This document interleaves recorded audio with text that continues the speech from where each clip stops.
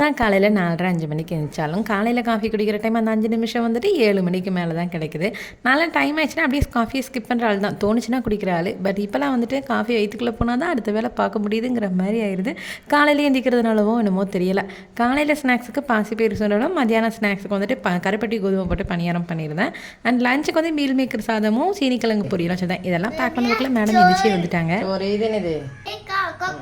ஆமாம், குக்கீஸ். இது சுண்டல் செஞ்சுட்டு வந்துருக்கணும்.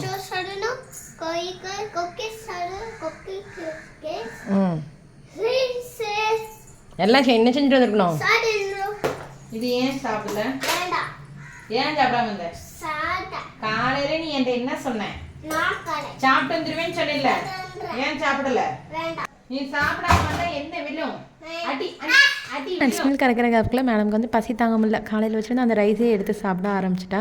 ஸ்கூல் போனதுக்கப்புறம் எனக்கு தெரிஞ்ச பெரிய மாற்றம்னா அது இதுதான். ஏன்னா ஈவினிங் வந்தோடனே அவளே ஏதாவது கேட்டு வாங்கி சாப்பிட்டுக்கிடுவா. இதுக்கு முன்னாடிலாம் அவளை சாப்பிடுன்னு பின்னாடி துரத்திக்கிட்டு ஓடினாலும் சாப்பிடாது. இதுதான் எனக்கு தெரிஞ்ச பெரிய மாற்றம். உங்கள் வீட்டில் கிட்ஸ் எப்படின்னு கமெண்ட்டில் சொல்லுங்கள்.